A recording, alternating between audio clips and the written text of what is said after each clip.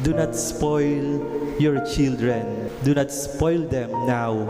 If you want a strong and independent son and daughter in the future, do not spoil them. Kasi kayo din po ang mahihirapan. Sa dami-dami ng mga kabataan na kaunting problema lang, nag-give up na kasi lumaki sila sa pamilya na kung saan lahat ay malayang naibibigay. Lahat ng gusto, kayang ibigay sa Kanya. Kaya naman, pag sila na yung mamumuhay ng kanila na lamang, nahihirapan sila. Remember, hindi po tayo habang buhay dito.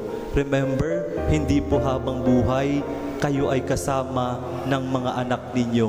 Dapat matutunan nilang mamuhay kung paano mamuhay ng independent at hindi laging nakadepende sa kakayanan ng magulang. Or else, nagpapalaki kayo ng isang anak na umaasa lamang sa iba.